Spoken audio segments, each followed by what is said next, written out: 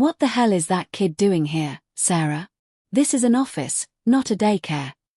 B.A. Thompson's voice, sharp and cutting, sliced through the hushed professionalism of the conference room, causing all 20 employees to turn and stare. Sarah instinctively hugged Alex tighter against her chest. The 6-year-old boy was pale, his breathing labored from the asthma attack that had started in the early hours of the morning. His small body trembled slightly, a vulnerability that only intensified the raw, public shame burning through Sarah. "I'm so sorry, Ms. Thompson," Sarah managed, her voice remarkably steady despite the tremor in her hands. The weight of all those judgmental eyes felt like a physical burden. "The babysitter cancelled at the last minute, and I couldn't miss today. It's the Miller Project presentation I've been coordinating for 3 months. 3 months of relentless work, countless late nights, all hanging precariously in the balance." B.A. Thompson approached, her heels clicking loudly on the polished floor, each step a deliberate drumbeat of disdain. At 42, the executive director of a prestigious firm had built her career by stepping on those she considered inferior. Her privileged background had insulated her from the daily struggles and barriers that Sarah, with her darker skin, knew intimately. "Company policy is clear," B.A. Thompson declared, her voice cold and unyielding, "no exceptions. You're fired, effective immediately." She then turned to Sarah's stunned colleagues, her gaze sweeping across their faces. "Let this be an example to you all. Professionalism above all else." Sarah was only 29. In a mere 30 seconds of public humiliation, 6 years of total dedication to the firm had been systematically destroyed. She had worked weekends, holidays, missed Alex's birthdays, all to prove she deserved to be there, to overcome the unspoken bias that always demanded she work twice as hard for half the recognition. Alex began coughing, a dry, rasping sound that pulled Sarah back to his immediate need. Her hands, trembling not from nervousness but from a contained, simmering anger, quickly grabbed the inhaler from her bag. She had lost 3 hours of sleep the night before in the emergency room, watching her son struggle for breath. Bringing him with her, despite the risk, had felt like the only option, the alternative being to lose her job for another absence. "Breathe with me, sweetheart," she whispered, ignoring the impatient glances and subtle headshakes from those around her. "See?" B.A. Thompson gestured dramatically, a cruel satisfaction twisting her features. "This is exactly why single mothers don't work in high-powered corporate environments. They always have divided priorities." Robert, sitting in the third chair, looked away, his gaze fixed on his shoes as if they held fascinating secrets. Sarah had saved his career just 3 months ago when he made a $200,000 mistake, working all night to fix it without asking for credit. Now, when she desperately needed a single word in her defense, he offered only silent betrayal. "Security is coming to escort you out," B.A. Thompson continued, a triumphant smirk playing on her lips. "And make sure you return your badge and company car keys." The silence in the room was deafening. Jennifer from accounting coughed nervously. Mark from marketing fiddled with his cell phone. They all knew Sarah was the most competent employee in the department. She had increased its efficiency by 40% in the last year. But standing up to B.A. Thompson meant risking their own jobs. As she gathered her meager personal belongings from her desk, Sarah noticed something no one else did. B.A. Thompson was subtly recording everything on her cell phone, likely to post on social media about effective leadership and maintaining professional standards. That small, insidious detail, the deliberate, performative cruelty, planted a seed in Sarah's mind. Alex squeezed his mother's hand, his weak voice a fragile whisper. "Mommy, why is that lady being mean to us?" "Because some people confuse cruelty with power, sweetheart," Sarah replied, her voice loud enough for everyone to hear, carrying a quiet strength. "But that doesn't mean they're always right. Come on, Alex, let's go home." She walked across the room with her head held high, little Alex cradled in her arms. But anyone watching closely would have noticed something in Sarah's eyes. It wasn't defeat. It was the calculating look of someone who had just received all the information she needed for an upcoming comeback. As she waited for the elevator, the silence in the hallway thick with unspoken judgments, Sarah whispered to Alex, her voice a low, fierce promise. "Mommy is going to show these people what happens when they underestimate an intelligent black woman." She smiled for the first time that day, not with joy, but with cold, unwavering determination. There, in front of all the contemptuous stares, she stood firm, like someone guarding a secret too powerful to be revealed before the right time. B.A. Thompson had no idea that she had just awakened something far more dangerous than a mother's anger. The calculated strategy of a woman who knew exactly how to use other people's arrogance against them. 2 hours after her dismissal, the anger that had simmered within Sarah began to crystallize into something colder, sharper, a plan. She discovered that B.A. Thompson had, with astonishing arrogance, posted the humiliating video on her personal LinkedIn page. The caption read, "Effective leadership means making tough decisions. We cannot allow emotions and personal situations to compromise professional excellence. #responsible leadership #professional standards." The post already boasted 423 likes and dozens of comments praising B.A. Thompson's courage in upholding company standards. Sarah read every comment, memorizing names, job titles, companies. Her mind, usually so focused on client reports and departmental efficiency, now worked like a cold, calculating computer, filing away every piece of information for future use. "Mommy, why are you crying?" Alex asked from the couch, where he was playing with his only toy, a wheelless car she had found in the trash and fixed. "I'm not crying, sweetheart," Sarah replied, a fierce determination replacing the sting of tears. She wiped her eyes and opened the used laptop she had bought 3 years ago. Her fingers flew across the keyboard, researching everything about B.A. Thompson. Social profiles, professional history, family connections, even public property records. What she found was damningly revealing. B.A. Thompson had inherited her position at the firm through family connections. Her father was a minority partner. She had never worked anywhere else, never faced a significant no in her life. More importantly, her Instagram account was a sprawling testament to her disconnect from reality. Full of photos of expensive parties, international trips, and snide comments about people who don't try hard enough. That same afternoon, a cruel blow landed. Alex's health insurance was retroactively cancelled. The company claimed that as a former employee who had been fired for cause, Sarah had lost all benefits immediately. The inhaler Alex desperately needed cost $230 without insurance. Sarah looked at her bank statement. $340 in her checking account. Her apartment rent was $800 a month, due in a week. She did the math in her head. Even if she bought Alex's medicine, she wouldn't have enough money for food for at least 5 days. It was in that moment of apparent despair, sitting in her cramped apartment, the walls seeming to close in, that something clicked in her mind. Sarah remembered a lesson from when she was 16, when her mother lost her job and they were almost evicted. "Daughter," her mother had said, sorting papers on the kitchen table, her voice weary but resolute, "rich people always leave clues. And clues can be followed." Her mother had discovered that the landlord trying to evict them was charging illegal rent to several tenants. An anonymous phone call to City Hall solved not only their problem but the entire building's. "Intelligence always beats brute force," her mother had whispered to Sarah during those difficult nights. Now, at 29, Sarah finally understood what her mother meant. She started by creating a folder on her computer called Project Thompson. Inside, she saved screenshots of all of B.A. Thompson's social media posts from the past 2 years. She discovered that the executive director had a habit of making questionable public comments about employees, minorities, and company policy. Always subtle enough to avoid immediate legal trouble, but clear enough to reveal her true, prejudiced character. The phone rang. It was Jennifer from accounting at the firm. "Sarah, I'm so sorry about what happened today. That was awful," her voice trembled. "I wanted you to know, some of us are thinking about filing a formal complaint with HR." "Thanks, Jen, but don't risk it for me," Sarah paused, calculating, her mind racing ahead. "By the way, do you still have access to the company's shared file system?" "Yes, why?" Jennifer replied, clearly curious. "Just curious about some old company policies. Nothing big." After hanging up, Sarah smiled for the first time since that morning. Jennifer didn't know it, but she had just become an unwitting source of valuable information.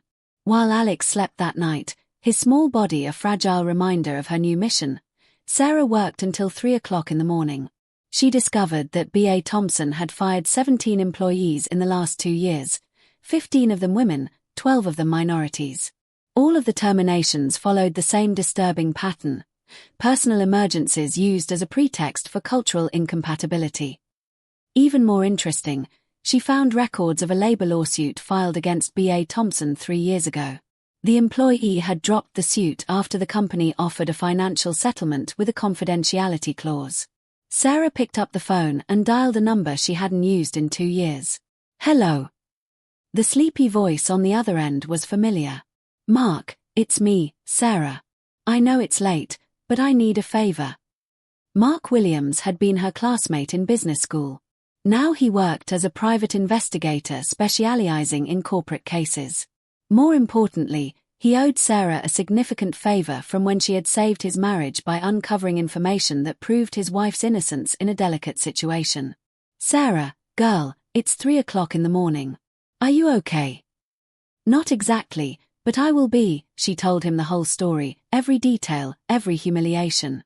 Mark was silent until she finished. "This Thompson sounds like a lovely person," he said sarcastically. "Send me everything you've gathered so far. And Sarah, when I'm done investigating this woman, she'll wish she never heard your name." As she emailed the files, Sarah felt something she hadn't felt in a long time: hope, mixed with a cold, clear determination. B.A. Thompson had made the classic mistake of the powerful. She had confused her privileged position with actual superiority. There, in the dimly lit kitchen of her modest apartment, surrounded by unpaid bills and worries about Alex's future, Sarah was building something B.A. Thompson could never buy. A plan methodically crafted by someone who knew exactly what it was to fight, and, more importantly, what it was to win against all odds. What B.A. Thompson didn't know was that every arrogant post, every cruel comment, every public display of her prejudice was being catalogued by someone who understood a fundamental truth. Privileged people always feel untouchable until they discover they're not. A week after her dismissal, the chilling reality of B.A. Thompson's malice became brutally clear. Sarah discovered she had been blacklisted among the city's consulting firms. 3 job interviews were cancelled at the last minute, always with vague excuses about budget changes or department restructuring. The 4th company was more direct. "Look, I'm going to be honest with you," said the HR manager, a middle-aged woman with a sympathetic look. "I got an informal call about your work history. I can't officially consider it, but I can't completely ignore it either." Sarah left that interview with crystal clear clarity. B.A. Thompson hadn't been content to just fire her. She was actively sabotaging Sarah's chances of rebuilding her life. That same afternoon, Mark called with information that made Sarah's blood run cold. "You won't believe what I found," his voice a mixture of anger and disbelief. B.A. Thompson has a pattern of behavior that goes back 10 years. 15 employees fired, all minorities or single mothers. And here's the interesting part: she documents everything.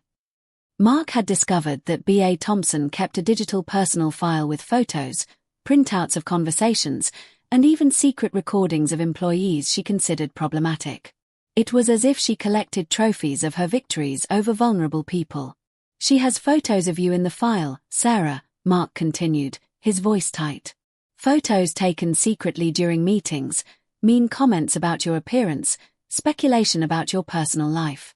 It's sick." Sarah closed her eyes, feeling a mixture of disgust and cold, resolute determination. "How did you get access to this?" she asked. "Let's just say private investigators have their methods, and B.A. Thompson isn't as smart as she thinks she is about digital security." Mark paused. "There's more. She has a private WhatsApp group with other female executives in the city. They share information about employees they want to neutralize." It was exactly what Sarah needed to hear. B.A. Thompson wasn't just a cruel boss. She was at the center of an organized network of corporate discrimination. Meanwhile, Alex had to be taken to the emergency room twice that week.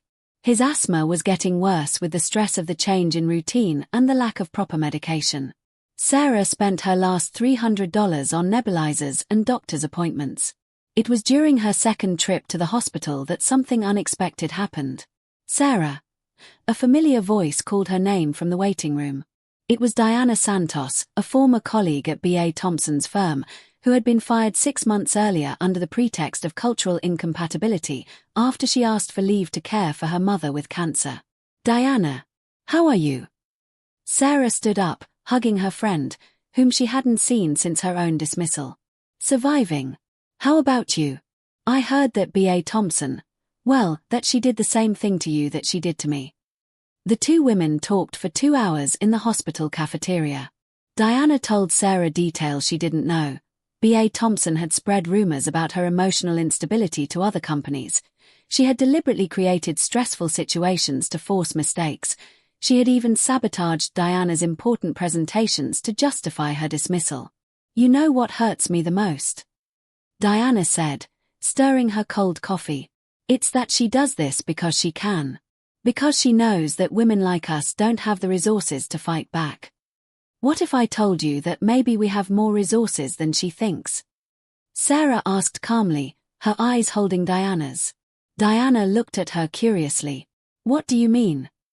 Sarah told her about Mark, about her discoveries, about B.A. Thompson's secret file.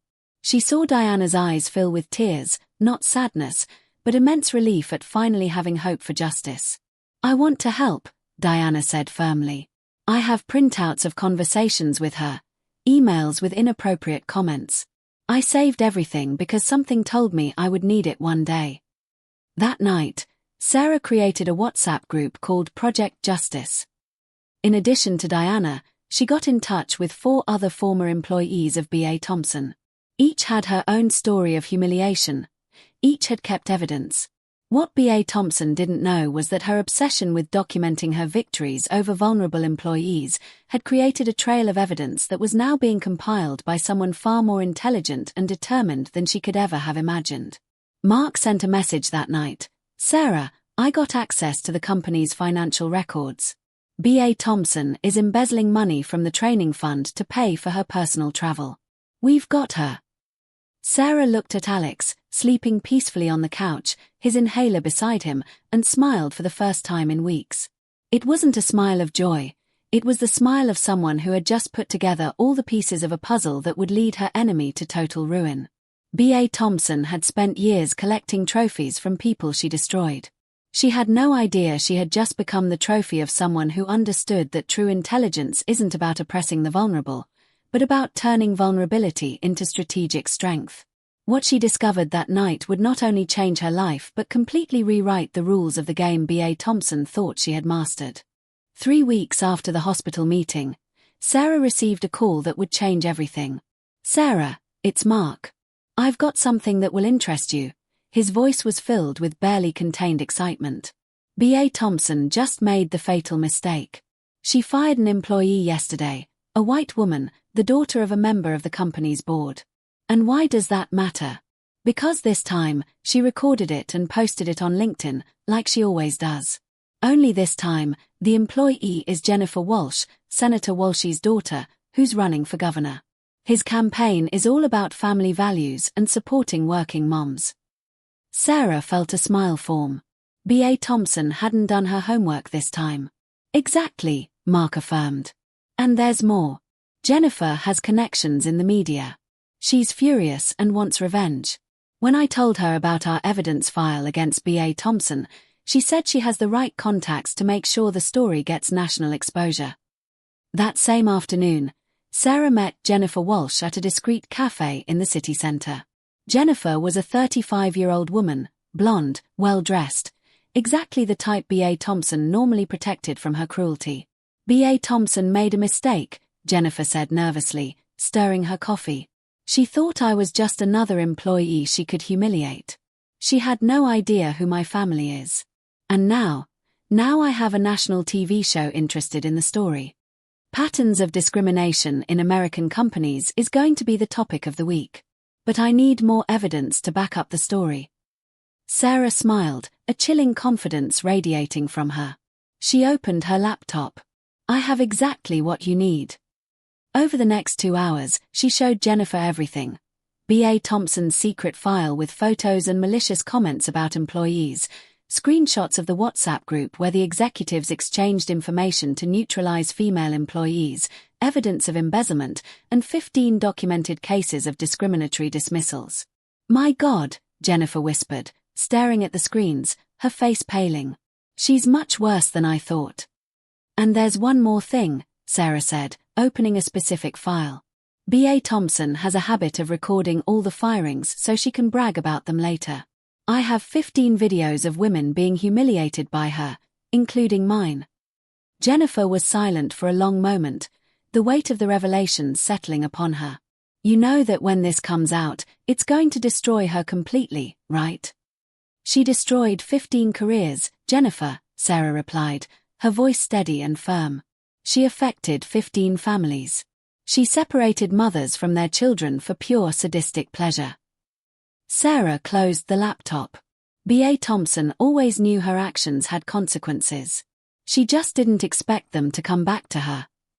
5 days later, the bomb exploded. The program America Exposed devoted 45 minutes to methodically dissecting the B.A. Thompson case. Jennifer Walsh had convinced her network of contacts to make the story go viral on all platforms simultaneously. The program began with a video of Sarah's dismissal, showing a black mother holding her sick child while being publicly humiliated.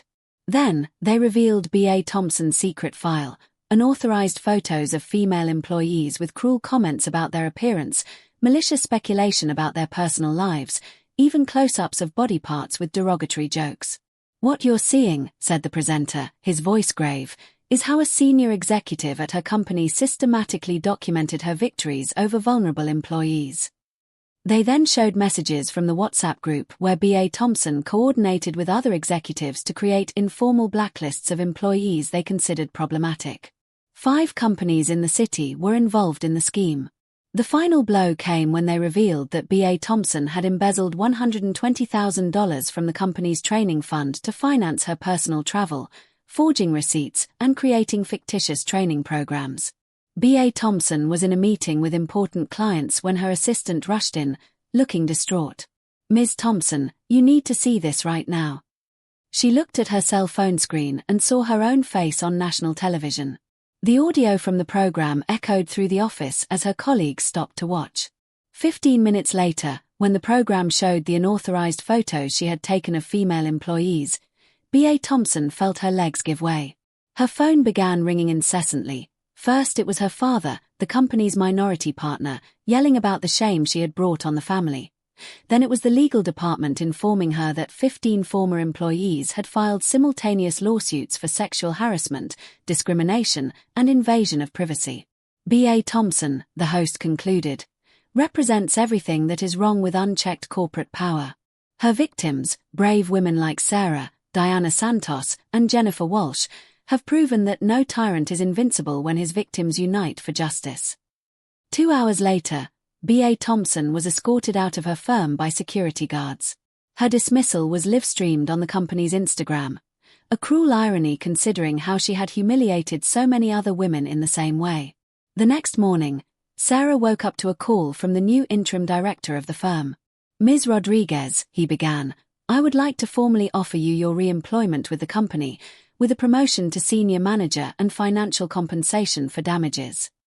Sarah glanced at Alex, who was quietly drawing on the kitchen table with the colored pencils someone had mysteriously left for him weeks ago. "Thank you for the offer," she replied calmly, "but I'm considering other opportunities." The truth was that 3 competing companies had already offered her executive positions after seeing how she had methodically orchestrated B.A. Thompson's downfall. Strategic leadership, meticulous planning, flawless execution, exactly the qualities they were looking for. B.A. Thompson had spent years collecting trophies from people she had destroyed. She had no idea she was building the evidence file that would be used in her own destruction by someone far more intelligent than she would ever be. At that moment, watching the news about federal investigations being opened against B.A. Thompson and her accomplices, Sarah understood a fundamental truth.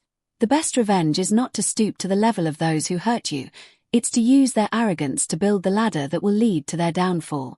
While Robert faced the total collapse of his privileged existence, Maria was quietly at home, preparing dinner, a serene calm settling over her.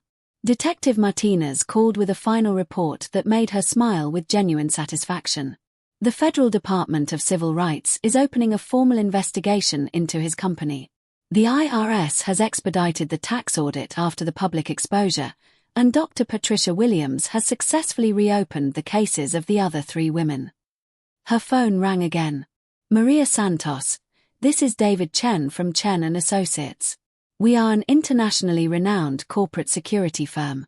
We saw your story in the news and would love to talk to you about a position as a senior investigator with a starting salary of $80,000 a year. Richard Blackstone had discovered in the most humiliating way possible that underestimating someone based on prejudice not only revealed his own rotten character, it created the perfect scenario for his own complete destruction. When you deliberately choose to humiliate a person who has all the tools necessary to defend herself, you're not just committing an injustice. You're handing her all the weapons she needs to completely rewrite your story and reduce your arrogance to ashes. 6 months later, Maria Santos sat in her office on the 23rd floor of Chen & Associates, supervising a team of 12 investigators. The panoramic view of the city stretched out through the glass windows, a stark contrast to the apartment she used to clean. Miss Santos, her assistant announced over the intercom, reporter Jennifer Walsh is here for the interview about the Civil Rights Defender of the Year award. The public recognition had come as a surprise. Her courage in documenting and exposing Robert's discriminatory behavior had inspired other victims to come forward, creating a wave of change in the city's labor policies. Maria, Jennifer smiled as she entered, how does it feel to know that your story changed the law on protective recordings for domestic workers? Satisfied, but not surprised, Maria replied with a confident smile that had become her trademark. The truth always finds a way to the surface, especially when you give it a little help. Her investigative firm had grown exponentially. Clients came specifically asking for the woman who took down Blackstone. 3 large corporations hired her for internal discrimination audits, paying fees that exceeded her former cleaning salary tenfold. Meanwhile, across town, Robert Sterling pushed a shopping cart through a neighborhood supermarket. His fall had been brutal and complete. The company had fired him permanently, his wife, Victoria, had taken half his assets in the divorce, and no reputable firm would hire him after his national exposure. The penthouse apartment had been sold to pay legal bills. Now he lived in a small studio in the suburbs, relying on temporary jobs to survive. His presence on social media had become a classic example of how not to treat employees. Business students used his case as a study in the consequences of corporate prejudice. "Daddy, why is that lady on TV talking about you?" asked Leo, now 3 years old, during one of the rare visits Victoria allowed. Robert didn't know how to explain to his son that he had become synonymous with corporate injustice. Channel 7 regularly aired Maria's story as part of a series on overcoming adversity and social justice. That same afternoon, Maria received an unexpected call. "Miss Santos, this is Dr. Patricia Williams. I have some interesting news. Robert Sterling tried to get a job at our firm." "Really?" Maria laughed genuinely, a sound of pure, unadulterated irony. "He was, of course, turned down immediately, but I thought you might like to know that he mentioned your name during the interview. He said he learned a valuable lesson and that he deeply respected your professionalism." "He respected my professionalism?" Maria repeated, savoring the moment. "How interesting. Learning to respect people after losing everything." The transformation in Maria's life had transcended the professional realm.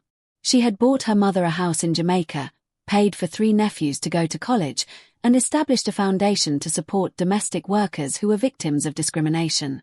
Her most recent cases included exposing a labor exploitation scheme in millionaires' homes and investigating a network of employers who shared blacklists of employees based on racial prejudice.